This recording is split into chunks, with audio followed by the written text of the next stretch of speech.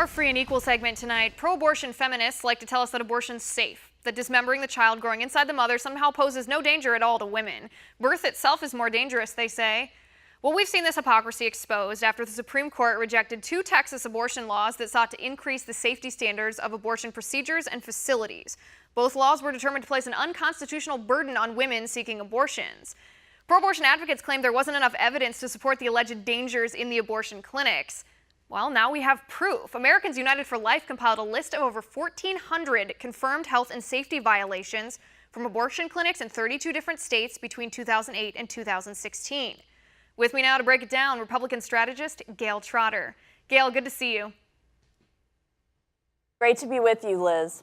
Gayle, this report is quite stunning. 1,400 health and safety violations in the space of 8 years at abortion clinics. Tell me about this report. Right, well, most people remember Dr. Kermit Gosnell and the charnel house that he ran that preyed on minority women, women in very difficult situations. And at that time, when that was national news, you had pro-abortion advocates out advancing the opinion to the American public that Dr. Gosnell's abortion mill was not representative of abortion providers across the country and that his abortion procedure and clinic was aberrational. But now we have this new report out that shows over 1,400 violations over an 8-year period of hundreds of abortion providers across the country. There are 39 Planned Parenthood clinics across the country that have had health and safety violations, very serious health and safety violations. So this report puts out there the evidence that contradicts the pro-abortion advocates' argument that abortion providers are all concerned about the safety and the health of women. Right, and I think it's worth noting, too, that these 1,400 health and safety violations, they're what this report considers to be horrific. These are not run-of-the-mill, everyday oversights. These are horrific abortion clinic conditions, and they include failure to maintain sanitary conditions. I don't even want to imagine what some of this is. That's 130 clinics in 22 different states.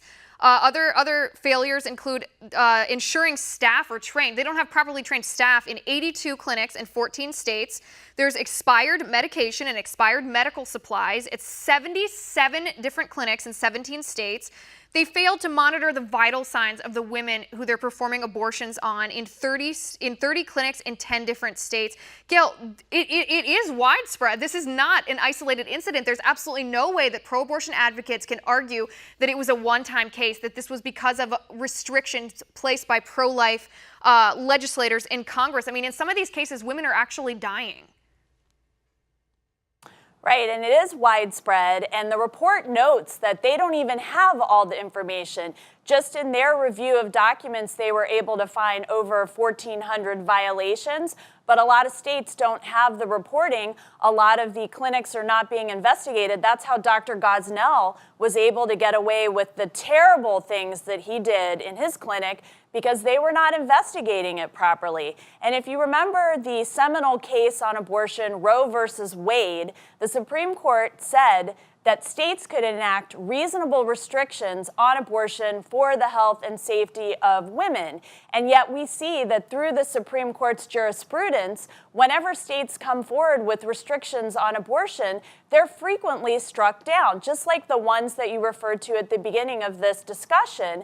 The Texas laws that were recently struck down, 5 justices to 3 justices, aim to make abortion providers more like medical facilities and less like Dr. Gosnell's charnel house. And yet the Supreme Court took it upon itself to strike down these laws that were passed by representatives of the state of Texas to promote the health of their citizens. Right, and I don't know what more proof the Supreme Court could need than a report like this, because they said the reason that they struck down these Texas laws was because they didn't have proof that these dangers existed. They're right here. They're in front of us. Like you said at the beginning, Planned Parenthood themselves, their clinics were involved. 39 of their clinics in 15 different states made this list.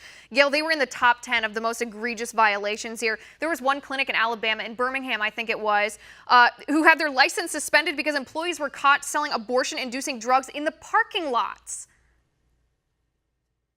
which is just outrageous. It's just outrageous. So it just shows when the Supreme Court decides to ignore the letter of the Constitution and to apply the same type of principles to abortion law that they apply to all other types of law, then they become a policy-making body instead of an arbiter of justice under the Constitution. And it just shows how far that this Supreme Court is willing to go to bend the rule of law to accommodate abortion at all costs, at all ends, and to the absolute extreme. The abortion regime has shown that not only is it problematic for the health of women, but it also has negative impacts on the rule of law generally. Right. It's not interpretation. It's not strict interpretation of the Constitution, as is the role of the justices on the Supreme Court. It's judicial activism. And it just seems to me that the hypocrisy is clear at this point, that pro-abortion advocates who claim to champion women's health, they want to take care of women, make sure that they're safe and healthy, at the same time subjecting them to these unsafe conditions. I mean, you can't justify both. You can't have it both ways. You can have one or the other. These unsafe conditions are exactly what they're arguing will happen if pro-life laws, if abortion is restricted. It's already happening. And where is it happening? In the abortion clinics themselves. Gail, thank you so much for coming on the show to talk about this. I really appreciate it.